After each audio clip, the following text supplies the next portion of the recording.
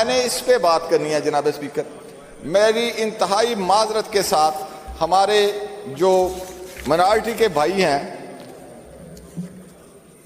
پاکستان قیام پاکستان کی اساس جو تھی، میں انہیں اس طرح دیکھتا ہوں کہ یہ اقلیتوں کے حقیقی اور منتخب نمائندے نہیں ہیں. یہ نامزد کردہ لوگ ہیں نمائندگی کے لیے، جس کے لیے انڈائریکٹ سسٹم اڈاپٹ کیا گیا ہے. پاکستان کے قیام کی اساس مطالبہ جداگانہ طرز انتخاب سے شروع ہوا تھا، جس میں امجد صاحب آپ نے تو مجھے پریشان کر دیا، اب میں بے بس ہو گیا ہوں. نو آئی ہیو ٹو، مجھے اب آپ کو فلور دینا ہے. چلے بات کریں. سر جناب اسپیکر، اس کو اگر تھوڑا سا وائڈر اسپیکٹر کریں، اگر یہ مطالبہ اس کی روح کے مطابق اس پہ عمل ہو جاتا، قیام پاکستان سے پہلے بھی، ذرا اس کو اس سینیریو میں دیکھیں، یہ صرف کرسچین اور مسلمانوں کے لیے نہیں تھا، یہ دلتوں کے لیے بھی تھا، اور دلتوں کی تعداد ہندوستان میں بسنے والے ہندوؤں سے کہیں زیادہ تھی. اگر ڈاکٹر امبیڈکر قائد اعظم کے اس مطالبے سے انحراف نہ کرتا، اپنی روش سے نہ ہٹتا، تو شاید اس برے صغیر کا سینیریو کچھ اور ہوتا. بہرحال وہ تاریخ کا ایک حصہ ہے کہ کیسے ڈاکٹر امبیڈکر مینج ہوا. گاندھی نے یہ مان لیا کہ میں مسلمانوں کو، کرسچن کو تو یہ حق دینے کے لیے تیار ہوں، لیکن دلتوں کو نہیں دوں گا، کیونکہ انہوں نے مرد برت رکھ دیا، کیونکہ اسے پتا تھا کہ اگر یہ رائٹ مل گیا تو پھر ہوگا کیا، سینیریو کیا بنے گا.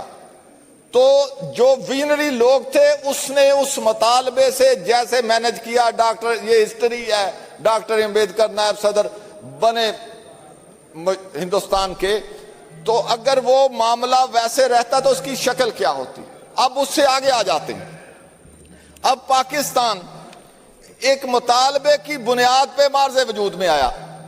اب ہمارا المیہ یہ ہے کہ ہم اپنے بنیادی فکر جو بانیان پاکستان کی تھی، جو اس ملک کی اساس تھی، تو کوئی ایک شخص آیا، اس نے ایک فیصلہ کیا، اس نے ہم پہ مسلط کر دیا. ہم نے بلا سوچے سمجھے کہ ہم تو اپنی بنیاد کھودنے جا رہے ہیں.